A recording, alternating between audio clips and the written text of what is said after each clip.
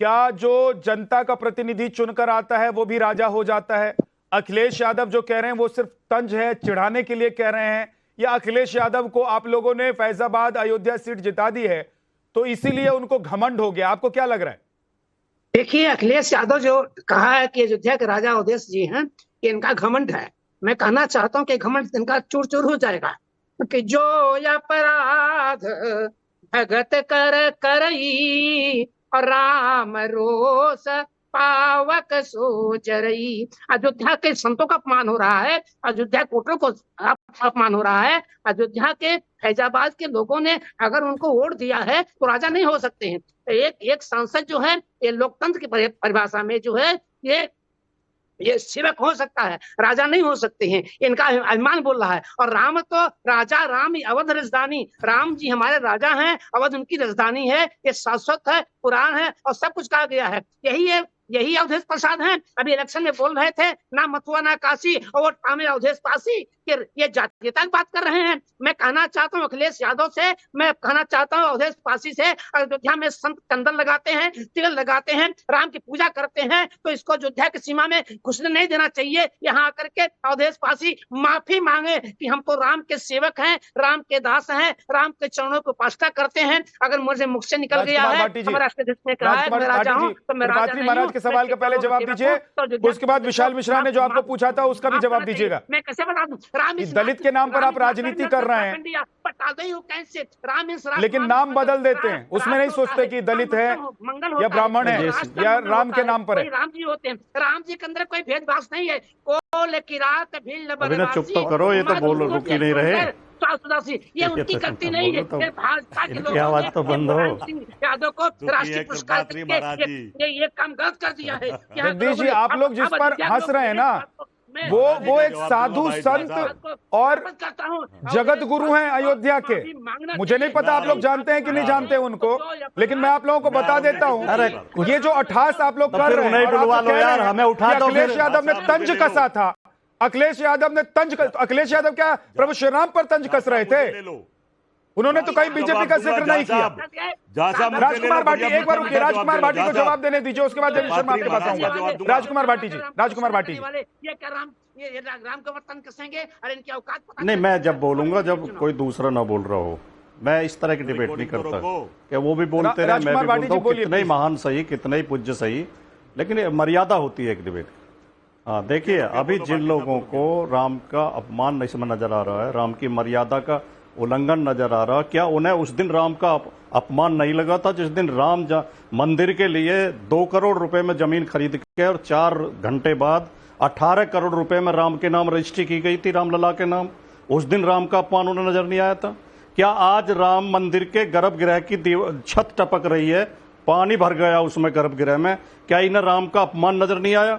क्या रामपथ 9 जगह से धंस गया है? भारतीय जनता पार्टी की सरकार और ट्रस्ट के भ्रष्टाचार पग पग पर चिल्ला चिल्ला के भ्रष्टाचार बोल रहा है और ये लोग आंखें मूंदे हुए हैं। क्या इन्हें राम का अपमान नजर नहीं आया? अब महाराज जी कह रहे हैं कि हम एक निर्वाचित सांसद को, जो देश की संसद के लिए संवैधानिक तरीके से चुनाव से जनता ने चुना है, जिसे जनता ने वोट दिया, उसे घुसने नहीं देंगे। ये मर्यादापूर्ण बात है क्या? ऐसे देश चलेगा क्या? इस तरह देश चलेगा? धौंसपट्टी से देश चलेगा? जो आपको पसंद नहीं है, जिसका चेहरा आपको अच्छा, तो जनता तो ये तय करेगी ना कि उसको फिर से घुसने देना है कि नहीं घुसने देना है, उसको जीतने देना है कि नहीं जीतने देना है। राजकुमार जी, त्रिपाठी महाराज जी, एक सेकंड रुक जाइए जरा, एक बार राजकुमार भाटी जवाब देते हैं। बहुत अच्छे तरीके से समझा दिया है, मैंने बहुत अच्छे तरीके से समझा दिया, लेकिन आप जानबूझ के समझना नहीं चाहिए। समझ तो आप गए, लेकिन जानबूझ के आप उसे ही दोहराते रहेंगे। वो जनसेवक हैं, जनप्रतिनिधि हैं, लेकिन मुहावरे के तौर पे राजा कहा जाता है जो निर्वाचित होकर आता। हमारे राजा, पति को भी राजा कहती हैं औरतें, महिलाएं अपने घर में, हर महिला का पति उसका राजा होता है। अयोध्या के मुहावरे होते हैं, ये प्रतीकात्मक शब्द होते हैं, पति का मतलब ये स्वामी सिंबल होते हैं। हिंदी मत पढ़ाइए राजकुमार यार, क्या अब बताओ क्या जवाब दिया जाए? तो अब आप ये कह रहे हैं कि वो तो राजा भी है और स्वामी भी है अयोध्या के। टीचर रहा हूं, क्यों नहीं पढ़ा हूं? राजकुमार जी, मैं भी पढ़ा हूं, आप जैसे किसी टीचर से पढ़ के निकला हूं, एंकर एक पक्ष में खड़ा हो जाए। अभी आपकी पढ़ाई और मेरी पढ़ाई का सवाल नहीं है राजकुमार भाटी जी, सुनिए सही मेरी बात। मैं ये पूछ रहा हूं कि अखिलेश यादव ने राजा कहा और आप कह रहे हैं कि वो स्वामी भी है। आप पहले मेरी बात पूरी नहीं हुई। हाँ, पहले मुझे एक वाक्य बोलने दीजिए आप।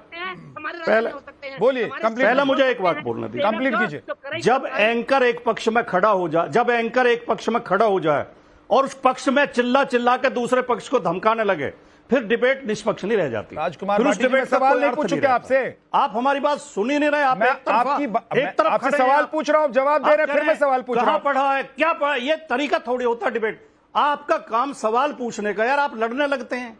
मैं सवाल पूछ रहा हूं, लेकिन जब हम आपका पक्ष विपक्ष नहीं है, आप बीच में खड़े हो, राजकुमार आप रेफरी हो, आप रेफरी हो। प्रॉब्लम यह है ना कि अखिलेश यादव ने राजा बता दिया, उसको डिफेंड करना आपके लिए मुश्किल हो रहा है।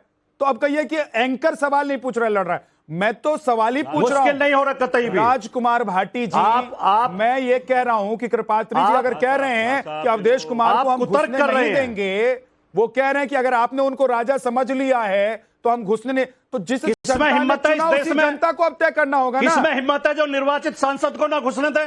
जनता, साहब, जनता, इस फिर तो देश की व्यवस्था, जनता, देश की व्यवस्था ध्वस्त हो जाएगी। सेवक के रूप फिर तो देश की व्यवस्था ध्वस्त हो जाएगी। फिर तो संविधान का कोई अर्थ नहीं रहेगा, फिर तो संसद का कोई अर्थ नहीं रहेगा। अगर जनता के द्वारा निर्वाचित लोगों को भी धमकी दी जाने लगेंगी तो फिर ये देश कैसे चलेगा? मतलब आप राजा, आप कानून व्यवस्था में विश्वास रखते हैं, आप राजा अवधेश पर नहीं विश्वास बोलेंगे रखते हैं कि नहीं रखते? राजकुमार जी, आप राजा अवधेश पर नहीं बोलेंगे।